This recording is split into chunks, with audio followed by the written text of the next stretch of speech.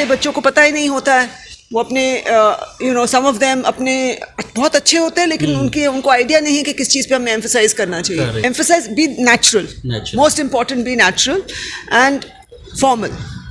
Natural but formal. आपका content अच्छा होगा, आपने अच्छी प्रिपरेशन की होगी तो ऑटोमेटिकली आप कॉन्फिडेंट. डैफ इज मोस्ट इंपॉर्टेंट क्योंकि हमें थोड़ी ना पता है उसको, और कुछ भी जो डैफ में आएगा उसी के बेसिस पे हम कहते हैं अच्छा क्या इनके इंटरेस्ट हैं, क्या है, उसी पे हम क्वेश्चंस पूछेंगे. Practice practice practice.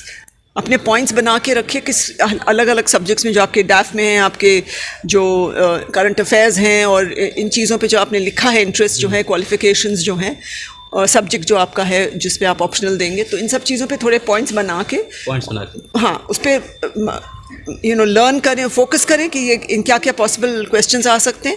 Most important क्या G20 का जैसे फॉर इंस्टेंस उसका थीम क्या है, उसका इंडिया कैसे क्या कर रहा है प्रेसिडेंसी में और क्या चीज़ों पे फोकस करेगा.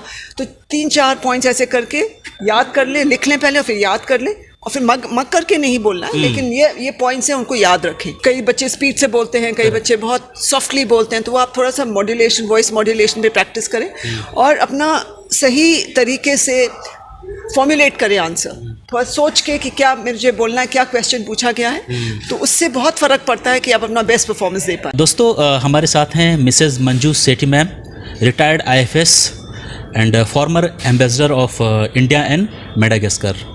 मैम सबसे पहले thank you very much, you are spending time with us. और बेसिकली मैंने तो इंट्रोड्यूस कर ही दिया आपको, but again we want to know about you. मैं फॉरेन सर्विस में से रिटायर हुई हूँ, कुछ साल हो गए हैं, और मेरी लास्ट पोस्टिंग जो थी वो as India's ambassador to Madagascar and Comoros थी. और अभी मैं आफ्टर रिटायरमेंट काफ़ी चीज़ों में इन्वॉल्व हूँ. So what is your experience? आपकी जो IFS इंडियन फॉरेन सर्विसेज में रही, तो कैसा एक्सपीरियंस रहा है उस सर्विसेज में? ओवरऑल एक्सपीरियंस बहुत बढ़िया रहा है, बट थोड़ा बहुत तो चैलेंजेस होते ही हैं, स्पेशली आप दूसरी कंट्री में जाते हैं एंड आपका कोई सपोर्ट सिस्टम नहीं होता है. और स्पेशली अगर आप वर्किंग हैं और आपके and my husband was accompanying spouse, तो उसमें थोड़े से चैलेंजेस आते हैं क्योंकि it is the reverse of what is the norm. But otherwise overall बहुत बढ़िया एक्सपीरियंस रहा. हर कंट्री में एक नई चीज़ मैंने देखी और एक नया एक्सपीरियंस था. और मुझे थोड़ा अडेप्ट करना पड़ा हर एक जगह, क्योंकि अब बिल्कुल लैंग्वेज का भी कई इश्यूज थे, लेकिन बहुत हाँ सब चीज़ें थी. लेकिन overall I think I was able to do and I enjoyed my posting. Essential है कि आप एंजॉय करिए जो आप कर रहे हैं. अगर आप वो करेंगे तो सारी जो चैलेंजेस हैं वो आप उनको हैंडल कर सकते हैं. बहुत सारे स्टूडेंट क्या होता है सर, मैं प्रेफरेंस में IFS आजकल दे रहे हैं, इसके पीछे क्या मतलब हो सकता है? मतलब क्योंकि अब अवेयरनेस आ गई है और लोग बच्चे समझने लग गए हैं कि इवन गर्ल्स समझने लग गए हैं कि पहले वाला जो कंस्ट्रेंट्स थे और उनकी फैमिलीज़ भी उनको इनकरेज करती हैं, जो पहले नहीं था. फैमिलीज़ कहती थी अब कंट्री से बाहर मत जाइए, और उसमें जैसे मैंने कहा चैलेंजेस आते हैं, लेकिन क्योंकि लोग समझने लग गए हैं, अवेयरनेस क्रिएट हो गई है और नंबर ऑफ IFS ऑफिसर्स, उनके नंबर ऑफ पोस्ट भी इंक्रीज़ हुए हैं पहले के मुकाबले. तो all that is a factor for more people applying or giving preference to foreign service. Ma'am आपने बताया कि आप UPSC एस्पिरेंट के लिए काफ़ी कुछ lots of activities you are involve there. So जैसे मॉक की बात करें, अभी मॉक चले, तो इसके लिए mock how it is important mock interview for aspirant?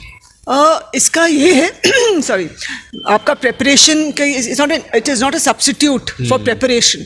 वो तो आपको करना ही है. कंटेंट आपका अच्छा होना चाहिए. आपको बस थोड़ा सा गाइडेंस मिलता है किसी भी एस्पिरेंट को कि वो अपनी बेस्ट कैसे दे सकें. बिल्कुल. उनको किस चीज़ पे फोकस करना चाहिए. बस ये थोड़ा उनको ऑल अराउंड जो अपने जो ऑल अराउंड पर्सनालिटी प्रोजेक्ट करने का जो मौका है, उसको बेस्ट कैसे किया जाए, उससे उनको बहुत इससे हेल्प मिलती है. क्योंकि कई बच्चों को पता ही नहीं होता है, वो अपने सम ऑफ देम अपने बहुत अच्छे होते हैं, लेकिन उनको आइडिया नहीं है कि किस चीज़ पे हमें एम्फसाइज करना चाहिए और कैसे अपने आप को प्रेजेंट करना चाहिए और कैसे आंसर्स देने चाहिए. आंसर्स उनको आते हैं, लेकिन कभी कभी बहुत लंबे आंसर्स दे देते हैं, टू द पॉइंट नहीं जाते हैं, और तो वो सब चीज़ें हम लोग गाइड करते हैं इसमें. और इससे मुझे लगता है कि उनकी परफॉर्मेंस एक्चुअल इंटरव्यू में बहुत इम्प्रूव होगी. और एस्पिरेंट अपने आप को एम्फसाइज कैसे करें? अपना emphasize be natural. Most important be natural and formal.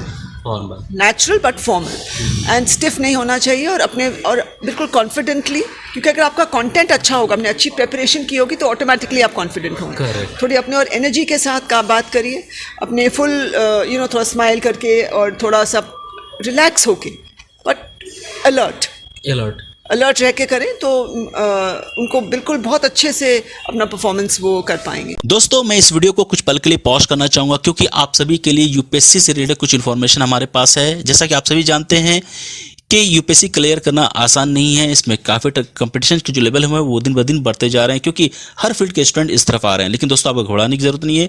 Competition कितना ही टफ हो, लेकिन अगर आप में ये 4 चीज़ें हों, आप फोकस्ड हो, डिटर्मिनेशन आप में हो, डेडिकेशन और गुड स्ट्रेटेजी हो, तो यूपीएससी क्लियर किया जा सकता है। तो आपकी जो स्ट्रेटेजी है वो गुड कैसे हो, आपकी प्रिपरेशन कैसे हो, इसके लिए आ गया है यूपीएससी वाला। जी दोस्तों, यूपीएससी वाला की फाउंडेशन बैच शुरू हो गई है, संकल्प इंग्लिश 3.0, जो आपको 2024 के लिए तैयार कराएगा, और इसके लिए सिर्फ और सिर्फ आपको 9,999 रुपये के। उसी तरह हिंदी स्टूडेंट के लिए संकल्प 3.0 2024 के लिए आपको तैयार की जाएगी, जिसके लिए सिर्फ आपको 9,999 रुपये पे करने हैं। दोस्तों, इसके अलावा पीडब्ल्यू की फाउंडेशन बैचेस भी हैं, जैसे टाइटन 2.0 फॉर इंग्लिश स्टूडेंट, जो कि सिर्फ 9,990 रुपये अवेलेबल है। उसी तरह ऑप्शनल बैचेस 2023 और 2024 के लिए वो भी सिर्फ 8,999 रुपये अवेलेबल है। ऑप्शनल जो भी जिस ऑप्शनल में आप हैं, सी सेट आपको 2024 के लिए दी जाएगी सिर्फ और सिर्फ 2,499 पे। इसके अलावा दोस्तों, फाउंडेशन और ऑप्शनल बैच की दोनों की अगर कॉम्बो चाहिए, जैसे संकल्प Titan batch plus optional batch, वो आपको 15,999 में अवेलेबल है। पीडब्ल्यू की इन कोर्सेज को ज्वाइन करने के लिए इस वीडियो के डिस्क्रिप्शन में लिंक गया है, आप वहां जाएं और परचेस करें। अगर आपको ऐसा लगता है कि सर कुछ और भी इसमें डिस्काउंट हो जाए, तो दोस्तों इसके लिए आप हमारे कोड WTM 500 को यूज करेंगे, तो आपको इंस्टेंट 500 का भी डिस्काउंट मिल जाएगा। चलिए इस वीडियो में आगे बढ़ते हैं। बहुत अच्छी बात बताई मैम, जैसे कि आपने बताया बहुत ही काम कंपोज होना चाहिए स्टूडेंट को इन फ्रंट ऑफ इंटरव्यूअर, और क्या क्या चीज़ होनी चाहिए एस्पिरेंट एज ए क्वालिटी जो इंटरव्यू उनकी अच्छी बना सके।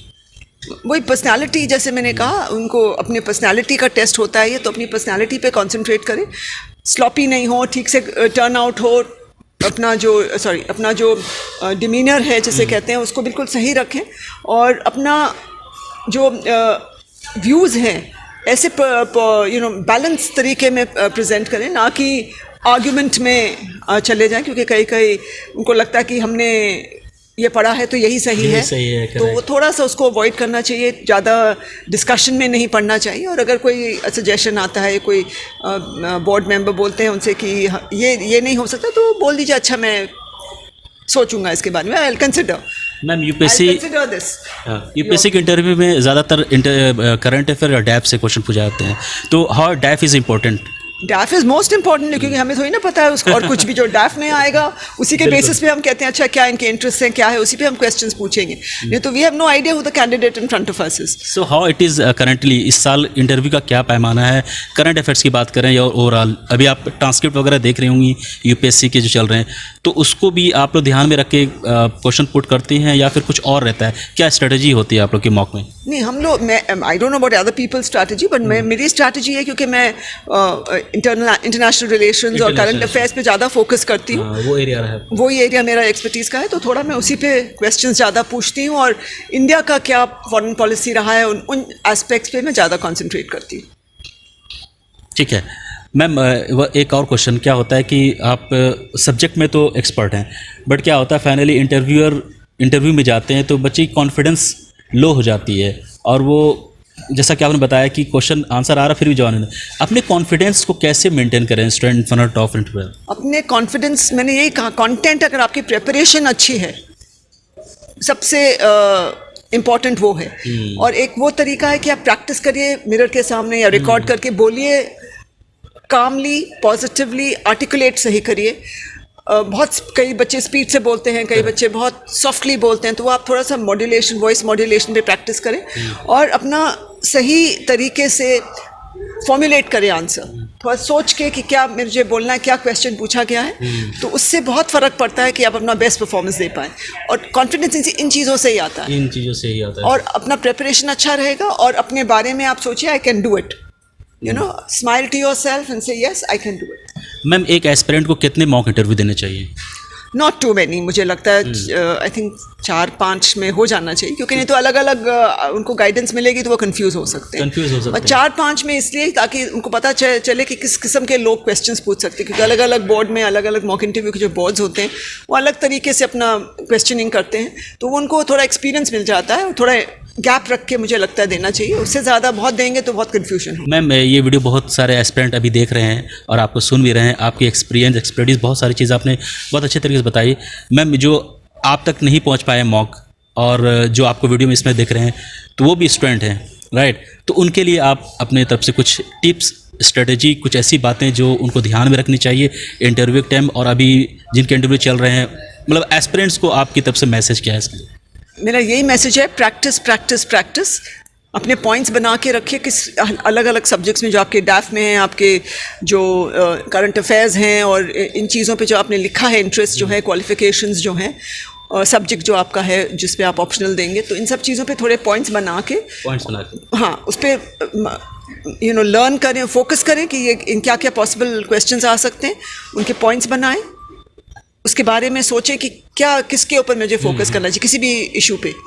और मोस्ट इम्पॉर्टेंट क्या, G20 का जैसे फॉर इंस्टेंस उसका थीम क्या है, उसका इंडिया कैसे क्या कर रहा है प्रेसिडेंसी में और क्या चीज़ों पे फोकस करेगा, तो 3-4 पॉइंट्स ऐसे करके याद कर लें, लिख लें पहले और फिर याद कर लें, और फिर मग करके नहीं बोलना है, लेकिन ये पॉइंट्स हैं उनको याद रखें। और उनको जब इस टाइप का क्वेश्चन आए तो उनको फॉर्मुलेट करके, माइंड में 1 सेकंड लगता है फॉर्मुलेट करने में, अगर आपने प्रिपेयर अच्छा किया है, अगर कंटेंट आपका अच्छा है तो बहुत रीडिंग करनी पड़ती है, और न्यूज़ चैनल्स को देखें, वियॉन को देखें, अदर जो न्यूज़पेपर्स हैं उनको थोड़ा देखें, तो उससे बहुत उनको हेल्प मिलेगी टू फॉर्मुलेट देयर थॉट्स कि किस तरह अपना आगे उनको अपना आंसर देना चाहिए। मैम बहुत सारे टॉपर्स के इंटरव्यू लेते रहता हूँ और एक कुछ ऐसे टॉपर भी उन्होंने बोला कि इंटरव्यू के लिए भी उन्होंने नोट्स बनाए, जैसे आपने बताया पॉइंट वाइज, तो ये किस तरह से बच्चे तैयार करें और किन किन बातों का ध्यान रखें इसमें? अच्छा इस सेड क्या मान लीजिए, जैसे मैंने कहा G20 क्या क्या हो रहा है G20 में, what are the main issues, और उनके ऊपर वो थोड़ा सा पॉइंट्स बनाए, क्वेश्चंस क्या, हाँ बैकग्राउंड और क्या क्वेश्चंस आ सकते हैं उस पर पॉइंट्स बनाए। उसके बिना नहीं तो आप ना ऑफ ट्रैक चले जाते हैं आंसर पे, क्योंकि अगर आप लिखेंगे कि ये चीज़ मेन हमको लग रही है, ये इंपॉर्टेंट है, और उनको याद कर लिया आपने और फिर प्रैक्टिस किया बोल के मिरर के सामने या रिकॉर्ड किया, जो भी आपको अच्छा कंफर्टेबल लगता है। कि मुझे लगता है अगर मिरर में बोलेंगे ना, आप देख लेंगे आप कैसे लग रहे हैं, how you are coming across, and you talk to yourself कि मैं ऐसे इंप्रूव हो सकता हूँ, या अगर अपने आप को रिकॉर्ड करके देखें, अरे ये तो मैंने सब गलत बोल दिया, and revise it again, correct, you know, so that way it helps you to improve yourself and do a perfect job. Thank you very much ma'am giving your precious time with us. Ma'am ने बहुत अच्छी बातें की, अब she put everything for in front of you, like best practices क्या होनी चाहिए, अभी बहुत टाइम है जो बच्चे इंटरव्यू देने वाले हैं। Ma'am thank you very much once again. Thank you so much, thank you.